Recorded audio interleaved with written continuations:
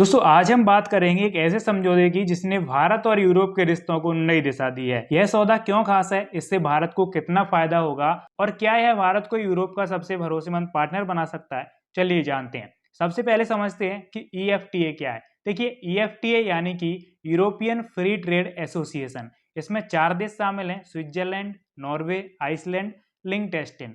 इन चारों देशों और भारत के बीच trade and economic partnership agreement पर 10 मार्च 2024 को साइन किए गए थे। यह भारत का अब तक का सबसे बड़ा यूरोपीय ट्रेड डील है। इससे भारत को यूरोप में अपना कदम बढ़ाने में काफी मदद मिलेगी और खास बात यह है कि इस पर बातचीत पिछले 15 साल से चल रही थी।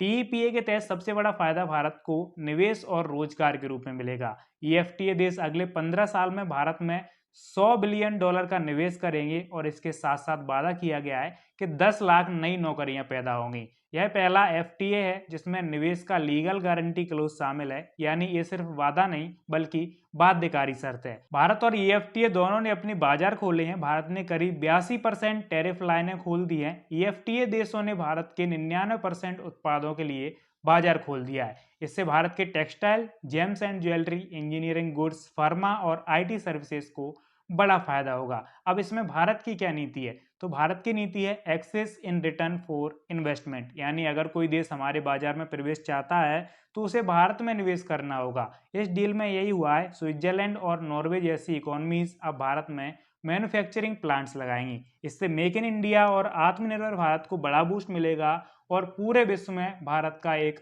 अलग रुख होगा।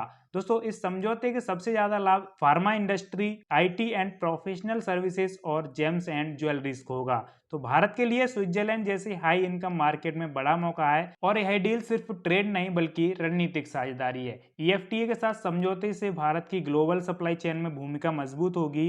यह यूरोपीय यूनियन के साथ होने वाले फ्यूचर FTA के लिए भी आधार तैयार करता है। भारत यूरोप के लिए एक भरोसेमंद पार्टनर बन रहा है, खासकर ऐसे समय में जब चीन पर निर्भरता घटाने की चर्चा हो रही हो। तो दोस्तों फायदे के साथ साथ कुछ चुनौतियां भी हैं इसकी। EFTA देश बहुत छोटे हैं, चाहे आप स्विट्जरलैंड को देखिए चाहे नॉर्वे को देखिए, छोटे देश हैं, तो इसलिए इनकी खपत सीमित है।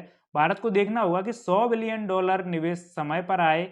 भारतीय उद्योगों को यूरोपीय टेक्नोलॉजी के साथ प्रतिस्पर्धा भी करनी होगी। तो दोस्तों यह डील भारत के लिए एक बड़ा अवसर है। आने वाले 15 साल में अगर $100 बिलियन निवेश और लाखों नौकरियां आती हैं तो भारत की अर्थव्यवस्था में बड़ा उछाल आएगा।